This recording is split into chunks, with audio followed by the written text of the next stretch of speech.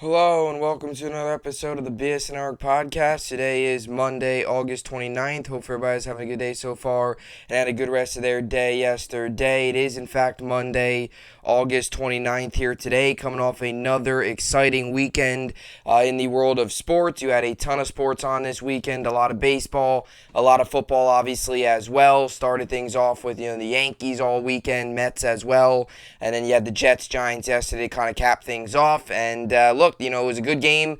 Jets, Giants, we'll recap, but we'll really get into it. Yankees, another tough game.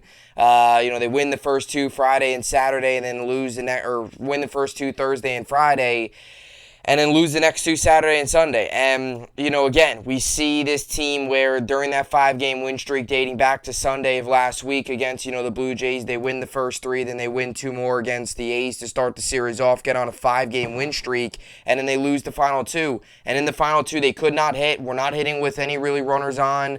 It took until the 10th inning to score on Friday night, or Saturday night.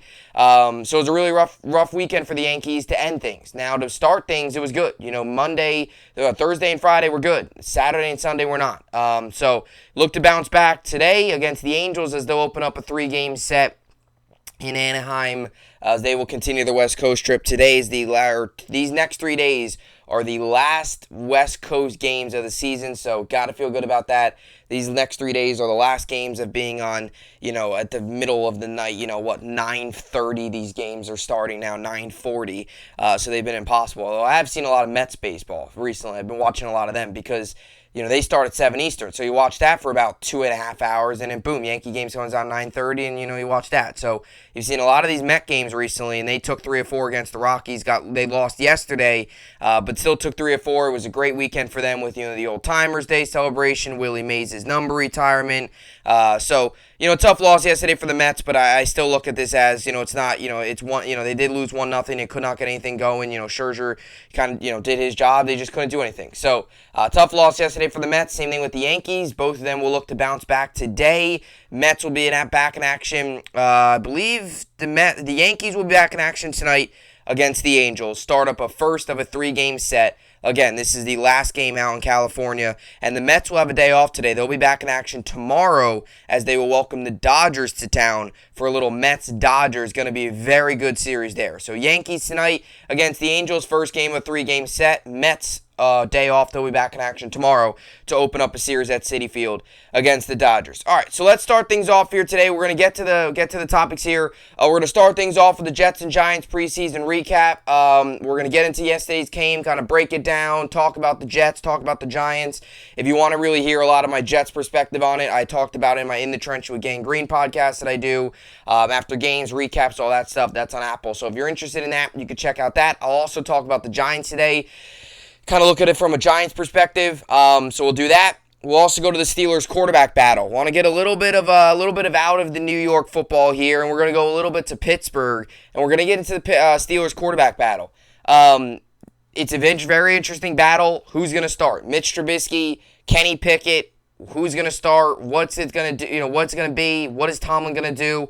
I'm not so much going to tell you what I think or what I would do, because I do have I have a good understanding of both decisions. Whether they start Trubisky, I would understand it, and if they start Pickett, I would understand it. And there's many reasons why you should start Kenny Pickett, and there's also a lot of reasons why people would say roll with the veteran, roll with Mitch Trubisky, because throughout training camp, it has been a very, very long process of who's going to be the starting quarterback for the Steelers. And we've waited this entire time. We've now gotten to the end of the preseason, and there still is no decision yet. So it's really coming down to the wire before they get ready to start the season and open up with the Cincinnati Bengals on the road. So that's going to be a tough matchup for the Steelers. So we'll see how it all plays out. We'll get into that, and we'll finish things off here with the New York sports update. Yankees-Mets update there. As I mentioned, Yankees tonight, Mets day off. So really, tonight, until 9:40, you're not until 9:38. I think tonight's game's on. Not much sports. I mean, there's a good decent amount of sports. No football, obviously. As 1 week from today, in the world of football, it will be officially game week. 1 week from today, it will be game week for the NFL. Jets will be getting ready to play the Ravens. Giants will be gearing up to play the Titans in Tennessee, Nashville, And Thursday, this upcoming Thursday, 1 week from this Thursday, you'll have Thursday Night Football, Bills-Rams. So NFL season's upon us. It really is. Preseason's over, and now it kind of smacks you right in the face like, wow, NFL season's starting. Like, this is real. So anyway, with all that being said, a lot to get to today on the podcast. This is the BSN podcast, and let's get right into it. So as I mentioned earlier, yesterday the New York Jets and the New York Giants wrapped up their respective preseasons with a game against each other. Obviously, Giants yesterday. Jets get the win 31-27. So the Jets improved to 3-0 in the preseason. Saleh is now 5-0-1 in his career in the preseason. So he has never lost a preseason game, has tied once, and he's won 5 of them, has 6 preseason games as a head coach. Obviously, last year being the first year, they cut it down to 3 games. And I think this is good because reality, you'd be looking at one more game, one other preseason game coming up, and it'd be like, geez, this is a lot of games. So I like the way they do it with the 3 games. I think that's enough. By the third preseason game, the preseason's like by the third preseason game, it feels like you've been through an entire season because you have all the training camp stuff. Then it's like a preseason and a training camp, preseason. It's just like there's so much stuff. You always get excited when the off season's kind of over, when the training camp stuff over. Now you can get ready. Now it's the real deal. Jets, now their focus shifts to Baltimore. Giants' focus shifts to Tennessee, as those will be their 2 opponents to open things up. Jets obviously will be home. Giants will be in Nashville week 1 to play the Titans. And, yesterday's game was good. There was a lot of positives to take, I think, from both sides. I think, definitely the Jets getting the win. Chris Streveler has been a phenomenal story for the New York Jets, and he gets another comeback win yesterday, another game-winning touchdown, and it was, again, to Calvin Jackson, which we saw in preseason week 1 in Philly, where they got the game winner. And then yesterday, preseason week 3, does it again to Calvin Jackson. And Calvin Jackson, a guy that's on the roster bubble, you wonder what his future holds with Denzel Mims' possibility of him being traded, although he played very well yesterday. And it was phenomenal. I mean, it was a great catch, great throw. It was awesome to see. Denzel Mims played very well yesterday. The one big thing, my big takeaway yesterday from the Jets, and we'll kind of break down the offense and stuff a little bit as well, but as I mentioned, I really want to get into the Giants too, because that's, I talked about the Jets yesterday in my Trenches podcast with Gang Green. So if you're interested in checking that out, that's on Apple. The one thing I noticed yesterday from this New York Jets team, there was a lot of starters playing, and we all knew that. It was, Saleh said it was going to be a dress rehearsal in a way for week 1. And then this week, you're going to see, tomorrow they're going to have like a practice in the afternoon after they do cuts. Wednesday, I think they'll have practice, and Thursday they'll have practice as well. Then Friday, Saturday, Sunday, the NFLPA requires 3 days off before the season, and then a week from today, it's game week, it's Ravens week, you got to get ready for Baltimore, and that, it's kind of smacks you right in the face like this is happening. So, yesterday it was kind of a dress rehearsal. We haven't seen the offensive line start at all yet this year. We haven't seen Flacco get out there in a preseason game. And you really haven't seen, even the defense as a whole. Get Carl Lawson out there was his first game since tearing his Achilles last offseason, as we all remember, in the joint practices with the Packers in Green Bay. So you had that happen. He was back out there yesterday. You had a ton of starters out there yesterday. So you got a good gauge. And I understand it was against the Giants' backups. I get all that. But you still got a good gauge of what to expect from this Jet team when they can play up to their ability. When they can get the ball out, when the offensive line will make their, get blocks, create holes, all that stuff. You saw all that stuff yesterday. I also thought on the defensive side of the ball, you saw a lot, and I've said this a lot of times, and I said it yesterday on my podcast, and I will say it again today, and I've said it on this podcast. I've said it just about everywhere I've gone. The defense looked very good yesterday. Looked very good. The starting defense looked very good. Made the stops. Michael Carter with the interception.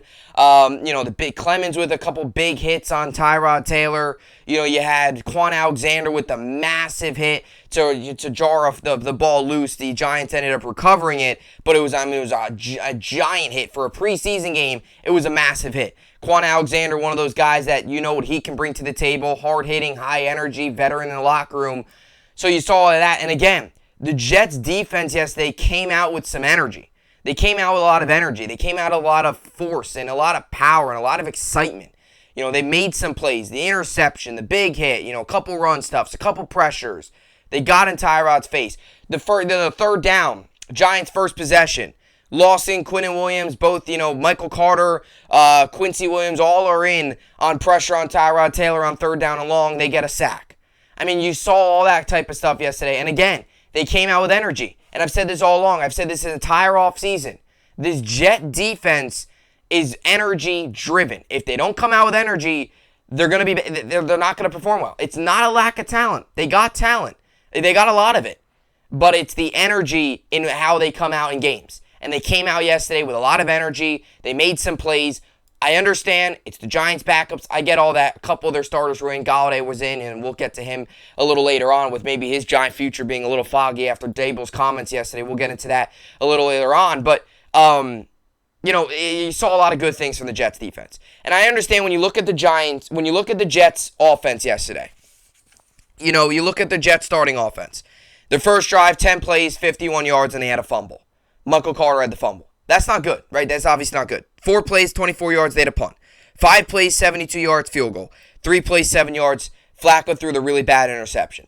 So there wasn't all positive. There was definitely a couple negatives. But when you look at the numbers of the Jets defense yesterday, I didn't think it was that bad. Or the Jets offense. Like when you look at it on paper, 10 plays, 51 yards, and a fumble. That's a bad drive. But, outside of the fumble, the Jets were moving the ball. And even on that fumble, Michael Carter got the first down. Now, that can't happen in the game. You can't turn the ball over in games. 90% of the time, if you lose the turnover battle, you're going to lose a football game. Turnovers are so costly for a team. Not only just the fact that you might allow more points and the other team gets it and scores, but just the pure nature of momentum. You could be driving like the Jets were yesterday, have a fumble, and boom, momentum shifts, and you get dominated the rest of the game. Luckily, that didn't happen. So turnovers are bad, but when you remove some of the things, I know the offense didn't score. I know that they only ended up with 3 points. I understand all that, but prior to the fumble, they were moving the ball. Even prior, the next play, where they had, Flacco was getting the ball out. I thought the first drive he looked really good, spreading the ball out, getting it out. We've seen that a lot in training camp, where Flacco, if being a veteran that he is, he's not over relying on one receiver. He doesn't just force feed one receiver. He doesn't. And I'm not trying to, I really like Zach Wilson. I really believe he has a really good talent, and we all know, I really think that he could be the guy. Obviously, he's hurt. We hope he comes back soon, all that stuff. But Zach Wilson last year, being a rookie, being a young player, at times in the beginning of the year, force-fed Corey Davis. Tried to just get the ball to Corey Davis every play. Like Corey Davis, he had the mindset of Corey Davis is my number one receiver. Let me get him the ball every single play. And it just wasn't working. Teams started to cover Davis more. Davis wasn't open. He was throwing it in tough coverage. All that stuff.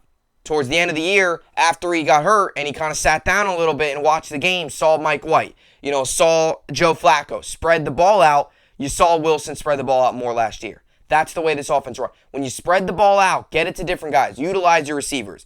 I can name a couple plays. In the first drive, he got the ball out to Elijah Moore, got the ball to Corey Davis, got the ball to Braxton Berrios. Next possession, he got the ball to Tyler Conklin. That's 4 different guys right there. He did target Uzomah. It wasn't a catch. It was a little bit of an overthrow. It was good coverage, too, by the Giant corner. But even he got the ball out to him, utilizing all of his options. Something that Flacco does bring to the table as a veteran. So when you look at the numbers of the Jets offense yesterday, yes, they don't look good on paper. If I just looked at this piece of paper and did not watch the game, I would say to myself, that was pretty bad.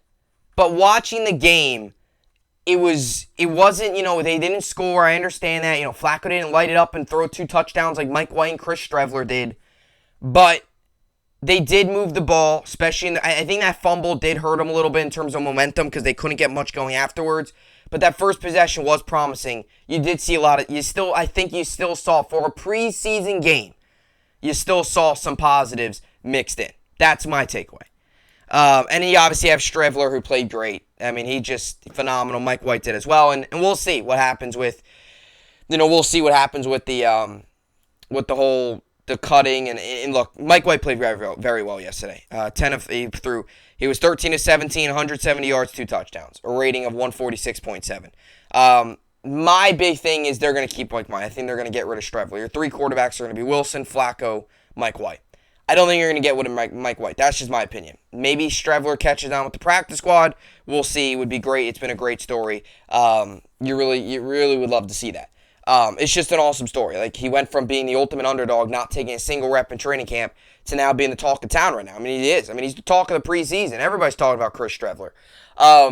So, now, here, hypothetically speaking, let's just say yesterday, Mike White was 6 of 10, or similar to his, let's say he went 10 of 17 and 60 yards and an interception. And the Jets had no offense. And maybe he threw for, 10 of 17, like 60 yards, 1 interception. Jets couldn't get anything going. And per play, he was averaging about 5 yards per throw. Let's just say that happens. You could make the argument today Streveler deserves to be on the roster. But after Mike White's performance yesterday, even though Streveler's done it 3 weeks in a row, I mean, look, you could also look at it as Streveler's done everything you needed him to do. I mean, he led you to 3 comebacks. I mean, that's what he did. So, I mean, you can't ask him to do much more. It's not like he threw a touchdown in week 1 and struggled the next 2 weeks. He did everything he needed to do all 3 weeks of the preseason. If you look at the numbers, of Chris Streveler. Okay, game 1, he went 6 of 9, 62 yards, 2 touchdowns, including game winner with 16 seconds left. Game 2 of the preseason, 8 of 11, 119 yards, 1 touchdown came in when the Jets were down 16-3 and won the game. And yesterday, 10 of 13, 96 yards, 2 touchdowns, like I mentioned, including game winner with 22 seconds left. That was led the Jets to 3 comebacks, including 2 game winners. So with less than 30 seconds on the clock, under a minute, under 22 seconds, and then 16 seconds, we're on the clock. So he's done everything you needed to ask him to do. I just think the Jets are going to roll with Mike White. That's how I see it. And if Flacco's going to be your one to start week 1, I guess, right? It's obviously going to be Wilson, Flacco, Mike White, as I assume how they're going to do it. Maybe catching on the practice squad. We'll see. You saw some good, some positive from the running game. Like I said, receiving, all that stuff kind of ties in. Mims had a great day. That's my last thing I want to get to here. Then we'll get to the Giants. Mims had a great day. Phenomenal day for Denzel Mims. 7 catches, 102 yards, and a touchdown. Really proved himself. It was a touchdown from Streveler, one of 2 of his touchdowns, and the other one was to Calvin Jackson. He also had a couple nice catches from Mike White. I mean, Mims was just doing everything he needed to do yesterday. And look, whether he upped his trade value, whether the Jets keep him, however that performance was, it was good. Scored his first career touchdown, all that good stuff. Mike White's touchdowns were to Berrios and Jeff Smith, and then, like I mentioned, Streveler threw to Mims, and then Calvin Jackson, and Calvin Jackson was for the win. And, I mentioned earlier Quan Alexander with the big defense. Isaiah Dunn had an interesting game. Another guy on the roster bubble just to think of. He had a good coverage, a couple plays, and in the one play he did pass interference. Was it a catchable ball? Was it even a pass interference? I don't know. It's up for debate. He's another guy on the roster bubble. You wonder what they're going to do. There's a lot of good talent on the Jets, and I'll continue to say this, and I'll leave it at this. The Jets are one of these teams this year where they have a lot of really good talent and a lot of young talent. And unlike past years where when the Jets cut guys, they're going to latch onto the practice squad. A lot of these guys are not going to be on the Jets practice squad. A lot of these guys that are going to get cut are going to get picked up elsewhere. I truly believe that. I mean, you look at the players that might get cut. Like even a guy like it's like Isaiah Dunn. If he gets cut, I could bet you another team might take another chance on him. If one of these younger defense linemen gets cut, like maybe.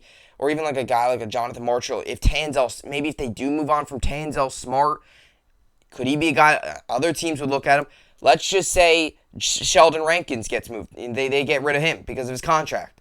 I bet you he'll get picked up elsewhere as a veteran. There's a lot of talent on this team that unlike past years where the Jets, when they move on from guys, nobody else takes them. There's going to be a lot of talent that the Jets move on from this year that are going to get picked up elsewhere. That's how I see it. So that's what I got for the Jets. You go to the Giants, and really the big story was, they didn't play many of their starters. They did not play many of their starters. A lot of people found it interesting that Kenny Golladay was in, and he played for the amount of time that he did. And, look, the Giants, Tyrod Taylor went down to a big hit by Michael Clemens. Clemens is all over the place. He's going to be fun to watch. So Tyrod Taylor went down with an injury. He seems okay. It looks like it was his back. Hopefully he's all right. He's a really, really solid quarterback in the NFL, a guy that, you can really rely on. So as long as he's all right and he's good to go, Giants, most likely their quarterbacks will look like Jones, Davis Webb, Tyrod. And then the running backs, the usual. There's not a ton of questions there. The big thing that I do wonder with the Giants is, and they actually had a good interception on Flacco. That was a good play. Defense, the Wink Martindale showed a very weird blitz. The Jets actually picked up the blitz. But, just Flacco kind of didn't see the defender, and he just threw it lightly, over by the sideline. Michael Carter was behind the guy, threw it lightly, just was a bad throw. Bad read by Flacco. I don't think he saw the other guy coming. I don't want to say it's a rookie mistake for a guy that's been in the NFL for forever, but it was similar to that. You didn't see the guy coming over, and it was a good play. It was also a good play by the Giant linebacker. Reading that, Michael Carter behind him, reading, look, I got him behind me, let me catch up, got him there, and then Flacco really didn't see him, or Flacco thought he would put more on it or put it more to the right by the sideline. So it was a good play by the Giants defense. But the big question, I think, coming out of yesterday's game for the New York Giants is Kenny Golladay. And I'm not going to sit here, and you know how I feel about Kenny Golladay. I don't want to sound like I'm being negative towards the Giants, because I do think they definitely have some positives around this team. They definitely do. And it's almost like Kenny Golladay is in a way like a distraction towards this Giant team. And I get that feeling. Maybe I'm wrong. Maybe that's not it. But yesterday, Brian Daboll, in his post-game press conference, kind of went to the, kind of used the words, when they asked him, why was Kenny Golladay out there for so long, all that stuff. And he basically he avoided the question. He kind of bounced off of it. He kind of said, look, everybody on this roster, everybody on this roster is going to be evaluated, all that stuff. And you understand that answer. But let's be honest here. They're not going to cut Saquon Barkley. They're not going to cut, Kayvon Thibodeau. They're not going to cut, Wan'Dale Robinson or Kenny Golladay Kadarius Toney or one of those young guys, right? Not everybody on the roster are they going to sit down and say, should he make the team or should not he make the team? Right? They're not going to sit down and say, should Evan Neal make the team? He's going to make the team.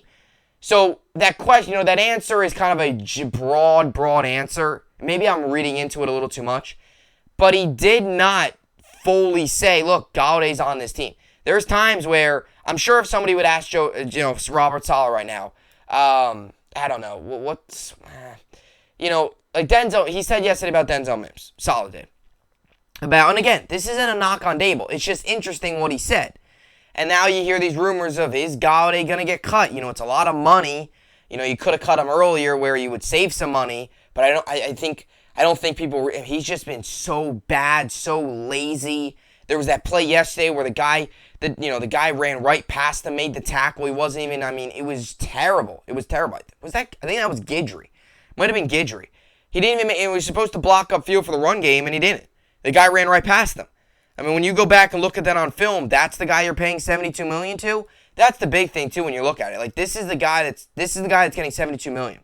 This isn't some young rookie that's learning or struggling a little bit with the speed of the NFL. This is a guy that's getting paid $72 million, and he's standing around letting guys blow past them, so and they're not getting anything going on offense. And it was weird to see him in the game as long as he was because, and same thing for the Jets. Like Bryce Huff yesterday. I feel like he's a lock on the roster. He was playing in the fourth quarter. He made some plays too. There was a couple plays where he had 3 straight pressures. A lot of times you see the guys that the coaching staff is really, really looking at and dissecting, the guys that are on the roster bubble. They get a lot of time in the fourth quarter. They get a lot of time late in the games. Kenny Golladay, not saying he was playing in the fourth quarter, but he got a lot of time in the game. And you wonder if, maybe it was just reps, but he didn't get targeted. He got targeted once, didn't have a catch. I don't know. I find it weird. And Daboll kind of said in his post-game press conference, look, everybody's being evaluated. We'll look at all the receivers and all that kind of stuff. He kind of left the door open for saying, look, he's non-committal on Kenny Golladay. And look, I would be surprised if they do cut Kenny Golladay, but it is something to look out for over the next 24 hours here, where every year in the NFL, you get some of those surprise cuts. Whether it's, every year you do. I can't name a couple off the top of my head of years prior, but every year you get a surprise cut. Where a guy or a veteran where you don't expect to get cut gets cut. And the Jets might have a surprise cut this year. Might be a couple surprise ones. Giants might as well. A big surprise would be Kenny Golladay, cutting your $72 million. Dave Gettleman, investment. That's the thing I look at it too. Like, he's not, Dable didn't bring him in. So if Dable doesn't like him and Dable's kind of fed up with his laziness and stuff, maybe he does get rid of him. I would be surprised. I would be. But after the interview, and look, maybe you're reading into it too much. Dable's not going to sit there and say, if they ask, is Kenny Golladay going to be on this team? What are your thoughts on Kenny Golladay? He's not going to say he's on this team. Or if you ask him about, because then if they ask it about another player, he's not going to be able to say, oh yeah, he's not on the team. He's not going to stand up there and tell you which player's on the team, which player's making it, which player's not. We all know how it is. But it is interesting. For a lot of other teams, if a coach got asked about a $72 million receiver, they would say, yeah, he's on the roster. People aren't going to ask, and I know you got to compare apples to apples, but people aren't asking Todd Bowles if Tom Brady's going to make the team. It's interesting. It is. It's definitely interesting. And it wasn't it was a good question because it does wonder, with the playing time and all that stuff. And he kind of bounced away from it. And he kind of did retract and say, look, that's not saying Kenny Galladay's not going to make it. It's just we do have to have a lot of discussions and we have to evaluate all this stuff. And it just is interesting. So it's something to keep your eye out on. And look, I would be surprised if he does get cut. I would be. But at the same time, he's been lazy. He hasn't really produced at a high level. He's had a lot of drops. He's had a lot of dumb mistakes. There has been a lot of, offenses that he's done this offseason where he can get cut. So, like I said, I don't foresee it happening, but it's definitely something to keep your eye out over the next 48 hours, or the next 24 hours now, as Tuesday cuts will happen tomorrow, down to 53-man rosters. So, coaches always say it's always a tough day, but it's a part of the business. I think Adam Schefter tweeted today something I saw where 846 players over the next 2 days or over the next day or whatever will get cut. So 846 guys will get cut. And whether that's the end of their football career, whether they catch on somewhere else, that's really to be determined. But there's definitely going to be a lot of interesting moves for both the Jets and the Giants. How all this plays out. And yesterday was kind of for some of these guys. Yesterday they laid it all out on the line. Some of these guys went into yesterday with, you gotta have a good day. You gotta play well. Some of these guys did. Some of them, kind of left some questions. A lot of tough decisions upcoming for the Jets and the Giants, and really across the league. There's always a lot of really good position battles. Guys that perform great in camp, but if you just don't have, look at Chris Streveler. There might not be enough room for him. Look at a Calvin Jackson even, undrafted free agent. Guy that's done phenomenal. Any prior Jet team, he'd make the team easily. But now, with the depth and the talent we have a receiver, now you really wonder, all right, is that enough? Same thing with the running backs. Tevin Coleman, Breece Hall, Michael Carter, all of them, very solid, right? Is it going to be Tevin Coleman? Is it going to be Zonovan Knight? He's put together a very good camp. I think Zonovan Knight would probably get picked up elsewhere. Zonovan Knight has potential to be a number 2, number 3 running back on another team. He does. It's just the fact that when you have Michael Carter and Breece Hall leading the way, it's going to be tough. So all these decisions are coming up. And but after that, you got 53 men, and that's who you roll with for the year, for the season, as every team's goal to win it all. So we'll see how it all plays out. Looking forward to that. And 1 week from today, Baltimore Ravens week. Jets, Ravens, Giants, Titans. Looking forward to that. All right, so now we're going to shift here to a little bit more football here. We're going to get into the Steelers. Haven't talked much Steelers. Haven't talked much Kenny Pickett, I should say, in the Steelers quarterback competition that they got going on as they wrapped up their preseason yesterday with a 19-9 win against the Detroit Lions. They went 3-0 in the preseason, winning 32-25 against the Seahawks, winning 16-15 against the Jaguars, and closing things out yesterday with a 19-9 victory over the Lions. So like I said, every preseason game now is done. Yesterday, I think there was only 2 games. It was the Steelers, Lions, and the Jets, Giants, I think were the only 2 games yesterday. And, similar to the situation with, a lot of these teams, trying to figure out who's going to get cut, who's not going to get cut. Now, this isn't so much who's going to get cut, who's not going to get cut, but who is going to be the starting quarterback for the Pittsburgh Steelers and who's going to be the backup. That's the big question that we sit here today with, with the Pittsburgh Steelers, as it is questions between Mitch Trubisky and Kenny Pickett. Obviously, Mason Rudolph is on the outside looking in. He's not going to be starting. He's going to be the third string. There's been some rumors that some teams have actually looked into getting Mason Rudolph, and over these next day or so, you'll also see some trades where teams will try to get something back for guys instead of just cutting them. Denzel Mims might be a guy. They're not just going to cut Mims. If they're gonna get rid of him, they're going to get something for him. So you see a lot of these teams over these next 2 days too trade guys that maybe they were going to cut, but they feel like they can get something for. So you see that too. So I think you've heard a couple rumors where Mason Rudolph. I don't know if that's going to happen. He's probably going to be the third string. It's going to be either Kenny Pickett or Mitch Trubisky leading the way, and whoever's not is going to be the backup. And it's been a question for a while now. Since the Pittsburgh Steelers drafted Kenny Pickett with the 20th overall pick in the 2022 NFL draft, this past draft in April, there has really been all these questions about, is he going to start? Is it going to be Trubisky? What are the Steelers going to do? And throughout mini camps, throughout OTAs, throughout training camp, it's been, look, we had a quarterback battle.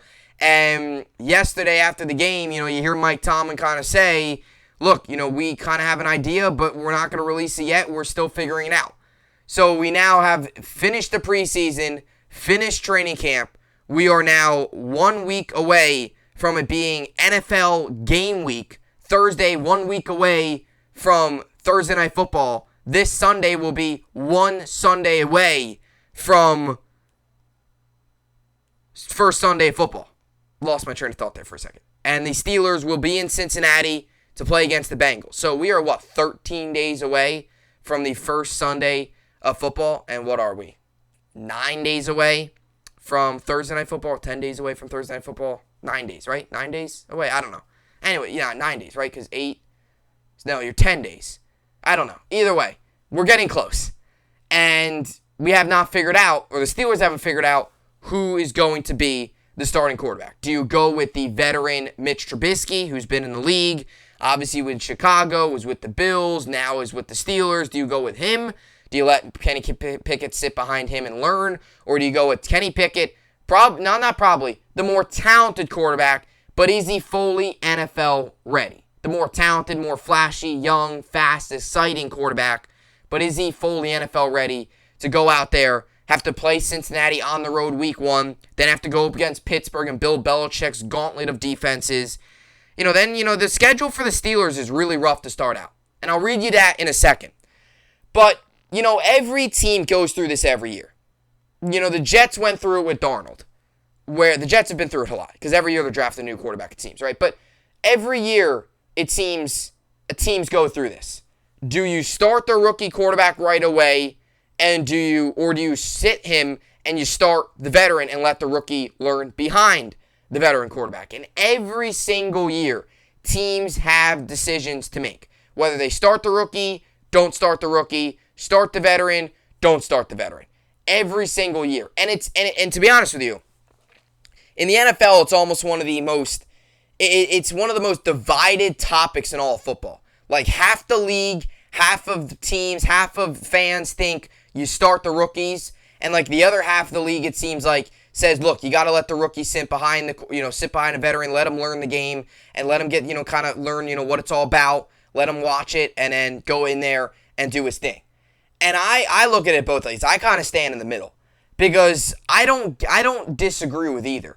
Whether you let, Kenny Pickett sit behind Mitch Trubisky for this case. Last year it was, do you start Zach Wilson right away? Do you start Trevor Lawrence right away? For a guy like, even a couple years ago, Darnold, it was a conversation. When they had Teddy Bridgewater in there and Josh McCown, do you start Darnold right away, or do you let him kind of sit a little bit, let him learn? Because look, when you invest into a quarterback, that is your guy. That's going to be your guy for the next 15, 20 years. At least you hope that. So if you bring him out there the first couple weeks of the season, and he does terrible, and he's not playing well, and his confidence takes a dip like this, that could completely change the trajectory of not only your future with him, but his career. Look at Darnold. He struggled early on, couldn't get much going, had a rough first year, never bounced back. So I think a lot of it's coaching, because they gave him Adam Gase after his first year. I think, Kenny Pickett's in much better hands if he does struggle, led by Mike Tomlin and this coaching staff that's done a phenomenal job over the year in Pittsburgh. They know how to do things the Jets didn't, right? So it's a little bit of a different situation. but it's one of the most divided topics. Do you go with the veteran or do you go with the rookie? And the Steelers now are still not yet decided. And look, you can look at it. I don't disagree with either. I don't disagree with the mindset of go with the young quarterback, let him go out there, let him play, let him learn the game firsthand, let him run with it, right? He's young, he's fast, he's exciting, fan base wants him, it's good for the league, they get to watch a young quarterback, all that good stuff. Or do you go with the veteran that, is all right, might win you some games, but it's like, you're not, that's not your future. But Kenny Pickett would be learning behind Trubisky. I don't disagree with either. It's definitely interesting. And you look at and a lot of times you can fall back on what they do in the preseason. Like, this guy had a really good preseason, or this guy had a really good preseason, right? You really can't do that now. Because Kenny Pickett and Mitch Trubisky both had very good preseasons. We'll go to Trubisky's numbers first to start out. Completion percentage, he was 24 of 34 in the preseason. That's 70.5%. That was Mitch Trubisky's completion percentage. He had 283 pass yards, yards per attempt, 8.3. He had 2 touchdowns, no interceptions. You go to Kenny Pickett, 29 of 36 passes he completed. That's good for 80.5%. He had 261 passing yards, 7.3 yards per attempt. He had 3 touchdowns, no interceptions. So Kenny Pickett, very good preseason, very good training camp. And Mitch Trubisky did well in training camp and had a very good preseason. They are both very similar. It's not like Kenny Pickett tore it up in the preseason and Mitch Trubisky was terrible, or vice versa. Mitch Trubisky tore it up, Pickett was terrible. You really can't go wrong with either here. And I look at this as, Kenny Pickett's been around this Pittsburgh, when he was at Pitt, he played for Pitt, all that stuff. He's been around kind of the building, he's been around the training facility, knows a lot of, kind of with the Steelers and all that. Now he's just entering a little bit of a different door. Because he played with Pitt all those years. It's almost like he's kind of been with the organization, been around the team for a good 4 or 5 years. Because that's where he was in college. So it feels like he's not like a fully a rookie because he's been around the team. He's played in the stadium. He's had, a lot of fans come watch him. He's, big time school, ACC, all that type stuff, That's how I see it. It's almost like he's been around. It almost feels like he's been with the Steelers for 5-6 years, just on a lower level. Like he's been with their minor league team. That's what it feels like. There's no minor league teams in football, so it's interesting. It really is. And again, you can't go wrong either. Do you go with the guy right now? Who's gonna win you more games? Is it Mitch Trubisky or is it Kenny Pickett? I would probably go out and say Kenny Pickett probably could definitely win you more games because he's more talented, more gifted, but if he wins you more games, does that so much mean, great, he might win you more games, but is he winning the games? Or is it the defense? Or is it the run game? Even if Kenny Pickett struggles, if they're still winning. Look at the Dolphins and Tua. Right? Remember the Dolphins, they were winning games, and Tua was struggling. They were bringing in Fitzpatrick and all that stuff. Everybody's like, oh, Tua's winning. Yeah, but he's not playing good. So, even if you're winning games, it doesn't always mean that your quarterback plays the best. Because the Steelers have a very good defense. And you could look at that. You could look at it that way too, where the Steelers have a great defense. Kenny Pickett doesn't have to worry about doing too much. He doesn't have to worry about putting up 35 points a game, throwing 4 touchdowns, because the defense is some of the best in all of football. So the defense isn't going to allow much points. They're going to make a lot of big stops. They're going to get some turnovers. The field position games a lot of times going to be in the Steelers' advantage. So Kenny Pickett's in a very good spot, got very good coaching. But the only risk you take is if you put him in as a rookie and he starts to struggle, you really can't bench him. Because then that really hurts his confidence, and then you're going to get the media all over him, and it's going to be a bad spot. Mitch Trubisky, if he struggles, you can bench him anytime to bring in Pickett. That's what the fans are going to want. But if Kenny Pickett comes in and struggles, it's like you want to bench him, but you don't want to crush his confidence. And then you're going to start all the rumors of, oh, did we get the right guy? He's getting benched. And if Trubisky comes in and starts winning games, it's like then you kind of find yourself in a little bit of a sticky situation. So it's interesting. It really is. Something I do want to point out, though, and I'm not anti either. I understand if they start Pickett. I understand if they start Trubisky. Deep down, if I had to make a decision, though, I would start Pickett. I would, personally. Because I like to see what the rookies can do. That's my opinion. I understand sitting behind guys can help a lot, and I get that. It helped Wilson last year. When he went down, got hurt against the Steelers with the knee injury, the MCL sprain, he came back, and he played much better. The turnovers went down, touchdowns went up, decisions was good, his decision-making was good, completion percentage, all that went up, and he got better. He learned behind what Mike White and Joe Flacco were. He learned to spread the ball out. All that type of stuff. He worked within the offense. He took what the defense was giving him. He wasn't trying to play, hero ball where he would chuck it downfield every play for 50 yards and try to score on a 3rd down and 1 where you only need 1 yard. Wilson started to play smart last year after he came back. So I get both of it. The only reason I start Pickett is because he's just a little bit more talented. And I think, again, and I'll read you the schedule. And again, this is where, you kind of look at it both ways. Deep down, I would start Pickett just because I think he's talented. Again, he's been around, the training facilities, been around the team. I know the NFL's game's different, but he kind of got a general feeling of what to expect. Just the fact that he's been at Pitt for all those years, been around the team, at the training facility, all that kind of stuff. Also, he's incredibly talented. And they got a very good defense. So it's not like Kenny Pickett's going to find himself early in games where they're going to be down and he's going to have to make big plays. He might only have to make a couple big plays per game because this Steelers defense is very good. Zach Wilson last year is a great example of he had to play down early in games because the defense was terrible. He had to come back a lot in games. And comebacks for rookie quarterbacks are really tough because sometimes they feel the need to go all out, make a big play, do all this kind of stuff. It's tough. It's tough sometimes. They feel like they need to be the hero. So I don't disagree with either, but I think deep down inside, I think they're going to go with Pickett, and I would probably go with Pickett myself. Now, they play New England week 2.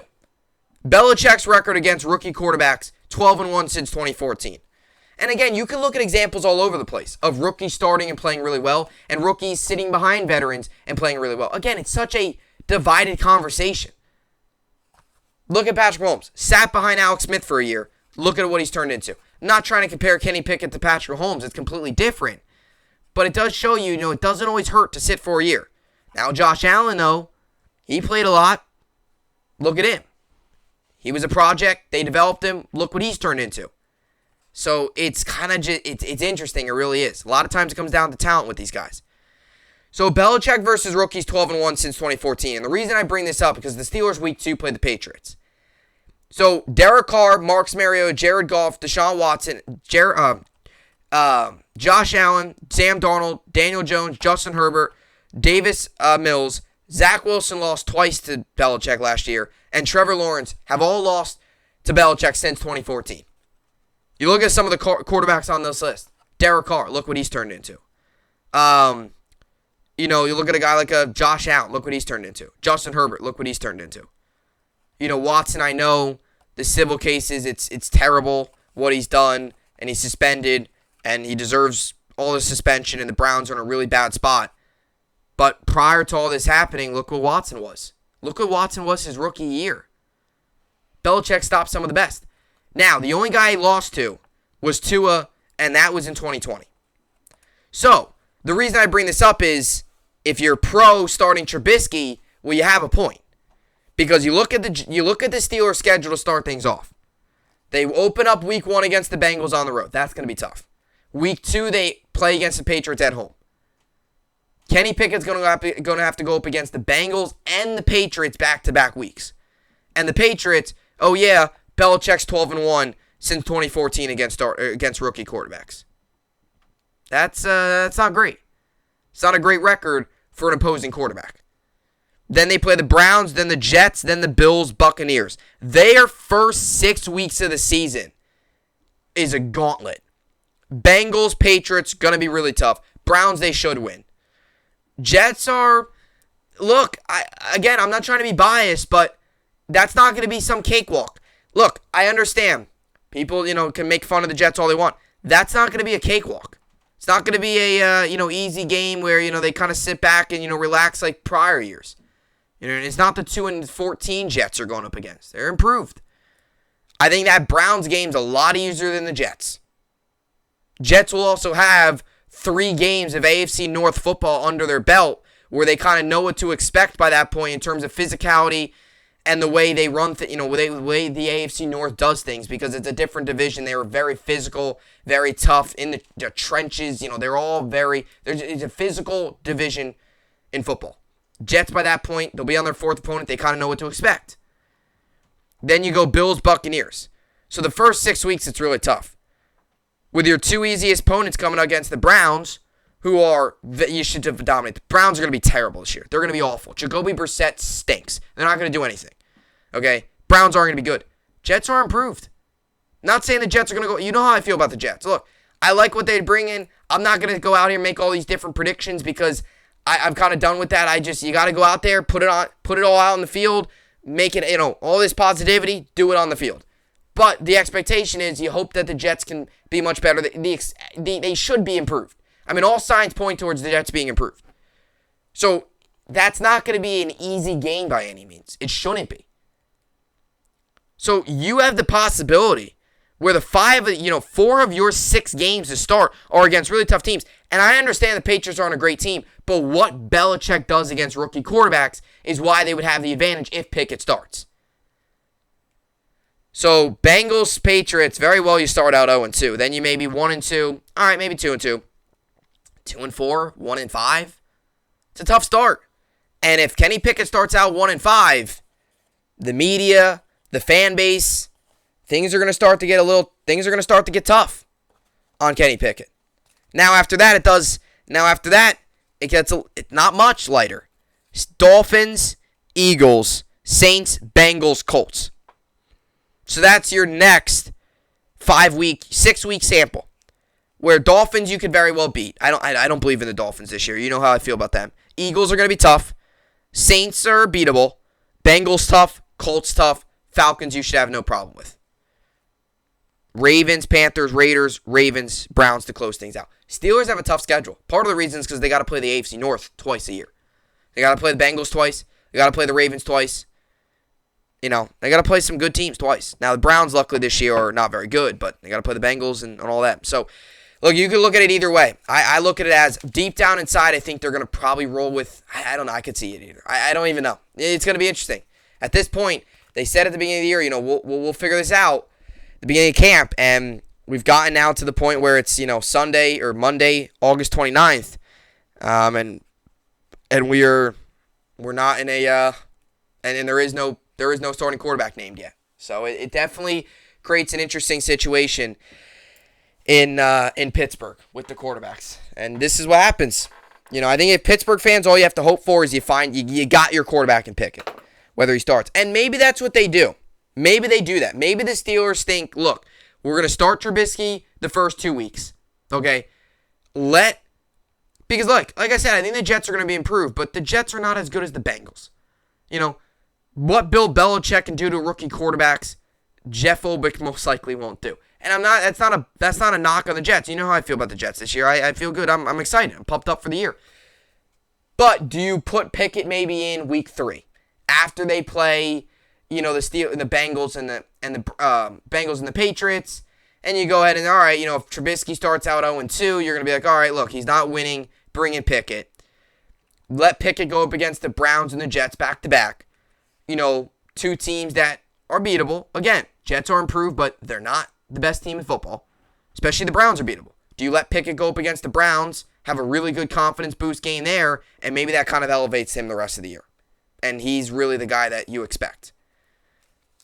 It's interesting. Again, you're handling, the way quarterbacks are in this league. It is a very big decision that a lot of these teams make. Or do you put Pickett in, potential of him exploding, playing great all year long, or put him in, lose the first 2 weeks, play really bad, confidence starts to struggle, maybe he drops, loses against the Browns, things don't look good, and then what? Are you going to turn around and bench him? Not going to do that. Again, you can always bench Trubisky. You can always do that. No, there's not going to be any problem with it. But if you bench your rookie quarterback, it's a little concerning. So it's a very interesting situation. And as a Jet fan, I'm experienced with this.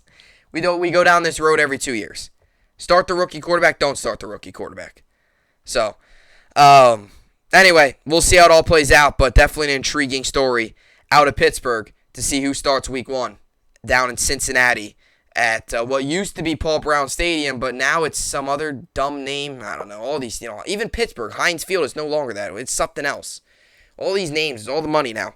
These stadiums, all these classic stadiums names like Heinz Field, Paul Brown Stadium. Those are some classic all-time names in football. Now what are they? Like some stupid other name? Interesting. Very, very interesting to say the least. I got to look. Well, what's the stadium name for the Steelers now? It is Acrisure Stadium in Pittsburgh. That's not good. That's not a good name. Not at all. You look at the vintage, like Fenway Park, Wrigley Field, Heinz Field, like those are some of the Madison Square Garden. Those are some of the vintage names for sporting, whether stadiums, arenas, or whatever you want to call it. Now it's Acrisure Stadium and Paul Brown Stadium, whatever it is now. But it's all about the money with these stadium names. It really is interesting. Anyway, so let's get to the New York sports update here. Finish things off. Little Yankees baseball as well. But today you got the Cardinals, Reds, Marlins, Dodgers, Cubs, Blue Jays, Red Sox, Twins, Pirates, Brewers, Phillies, Diamondbacks, Padres, Giants. By the way, I got to mention something. ESPN last night hit it out of the park with the Adam Wainwright interview. I actually had my second of 3 fantasy football drafts last night. I think my third's going to be Thursday, I think. So got a lot of fantasy football. It's that time of year. But they did a great job. And I was watching it kind of while doing the fantasy draft and stuff, miking up Adam Wainwright while he was warming up. I mean, just phenomenal. And I said this when they did, it was the All-Star game. And I said they have to mic these guys up more often. I mean, it grows the game. It gives the fans, an inside scoop. It gives the fans, kind of these guys' routine, their preparation, all that good stuff. And you saw that yesterday with Wainwright, saying how, routine can't turn into superstition. You can't try to be perfect, all that kind of stuff. It was just awesome. I mean, even just watching him warm up, the way he does it, not throwing, incredibly hard, but still pumping, 94 on the radar gun. I mean, all that stuff. It was so cool. And that's something that, baseball needs to do a good job. Like, the NFL, they do a great job of it. The NBA, they do a pretty good job. You get them mic'd up in the NBA. But the MLB, this is, you need this stuff. Like, this is so cool. And the MLB, you have the MLB is one of the only sports where you have the luxury to actually talk to a player during the game. Hockey, you can't do that. Football, you can't do it. And basketball, you can't. Baseball, you have that luxury. You can talk to a guy in center field. I mean, geez, they would talk to Gleyber Torres in the middle of him turning a double play. Right? You can do that stuff. That's the luxury of baseball. That's the beauty of it. A guy in left field, if there's no action, you could talk to him. During the game. Football, you can't. You're not gonna have a quarterback. You're not gonna talk to a quarterback in the middle of a game. You're not gonna do that. You're not going to put Zach Wilson on the mic and say, all right, hey, what are you doing here? And him call out the play out loud for the defense to hear. You can't do it. But baseball, you have that luxury. And you need to see more of that. And every week they do it. But yesterday was awesome. I mean, the bullpen stuff, they got to do that more often. Even if they do it to relievers, like in games. Because relievers' preparation sometimes is different too. Because sometimes they got warmed up in the bullpen. And they call on the phone, say, look, warm up this guy. You see him out in the outfield. They throw a couple practice pitches, get on the mound, and get out there. Sometimes they got to ramp up quickly. But it was awesome. It was so cool. And the baseball needs to do more of that. That's how you grow the game. That's how you get viewers to watch. Stuff like that. So that was a great job by ESPN last night. Good game, too. Cardinals with the big win, 4-run, 8th inning. Tyler O'Neill with the big hit to get the win. So it was a good game as well. As for the Yankees tonight, though, get back on track here. Yankees look to get back on track, like I just mentioned. They are 78-50 on the year. Angels come into this game 55-73. Look, the Angels stink. A's stink. They took 2 of 4 against the A's. You easily got it. You should take 2 of 3 against the Angels. There's no excuse. You take 2 of 3 against the Angels. What's that? 4-3 so far on the road trip. 10-game road trip. You go to Tampa, take 2 of 3, and what? 6-4. All right, that's not terrible, not phenomenal, but You got to beat the Angels. Tonight, 9:30, 8 p.m. Eastern, MLB Network. Also find it on Yes. You got Frankie Montes on the mound. He's 4-10 with a 3.84 ERA, and the Angels have Jose Suarez on the mound. He's 4-6 with a 4.19 ERA, over under his 8. This is a big outing for Montes. Like I said, Montes has had 4 outings with the Yankees. One really bad one, a better one, really bad, really good. This is like his outing, like this tiebreaker where if he has another really good outing tonight, I don't care if it's against the Angels, if he has another really good outing, you start to feel a little bit more trustworthy because now that's 3 good outings and 2 bad outings. Right now you start to feel, all right, had a big outing against the Mets, rival, Subway Series, high energy, all that stuff. Now let's see him do it again against the Angels. Let's see. As for fantasy baseball, I'm currently winning, I lost last week. In my main league, I lost, so I fall to 15-4 on the season. I lost 378 to 361. And today I've got Jose Barrios, Carlos Rodon, and Tony Gonsolin on the mound. And in my other league, I improved to 15-4. So I'm 15-4 in both leagues now. And I won 244 to 215. And today I got going Jose Barrios and Carlos Rodon. Like I said, in my other league, I got both of those pitchers, Jose Barrios and Carlos Rodon, except I got Tony Gonsolin in the game as well. In my thing as well. By the way, I did my other fantasy draft today. So I talked about on Friday, I did a little bit of like a Football Friday podcast. I did fantasy football. And I did fantasy football preview. And I read you a little bit of my lineup. So here's my lineup for the league that I drafted last night. So here's my team. I got Dak Prescott, Austin Eckler, Nick Chubb, Keenan Allen, Cortland Sutton, Darren Waller, Clyde Edwards-Helaire, Colts defense, Greg Joseph. By the way, it's a 12-team league. My other team is a 10-team PPR. This is a 12-team PPR. So maybe a little bit more talent probably on the other team just because of the fact that it's 10-team. But this is 12-team PPR. And this is my lineup. Really like it. I really like it. Took Eckler with my first. I had the 4th pick. Took Eckler. Then I went Keenan Allen with my next pick. Then I went Nick Chubb. Then I went Cortland Sutton. Then I went Darren Waller. And I really liked it. I took Darren Waller. Then I Clyde Edwards-Helaire. And then I took Dak Prescott. I was looking at taking Dak. I usually go running back, receiver, tight end, then quarterback. But the quarterbacks weren't falling much. And Dak was there. And I felt like he was going to fall to me. So I took Helaire, got a flex, got a really good running back. And then I went back to quarterback. So I actually feel like I hit the jackpot there where I got a really solid running back, very well running back too, at flex, and a solid quarterback. So I like that. Then I took bunch of guys where it was Devontae Smith, and my bench is Devontae Smith, Tony Pollard, Tyler Boyd, Michael Carter, Jarvis Landry, Alexander Madison. And I took David Njoku just in case because Darren Waller is questionable for week 1. In my other league, I did not take a backup tight end, and I would not recommend taking a backup tight end. This is just strictly if Darren Waller does not play week 1. I figure instead of dropping somebody and picking somebody else up, might as well just have a safety blanket. Now, if Darren Waller plays week 1, I most likely would probably drop David Njoku and maybe add another receiver just because you don't really need a backup tight end. They're just not really useful, especially in Njoku with Jacoby Brissett being the quarterback. The only reason I took him is it was either him or Austin Hooper and some other guys, and they're all, it's like, yeah, no, not taking them.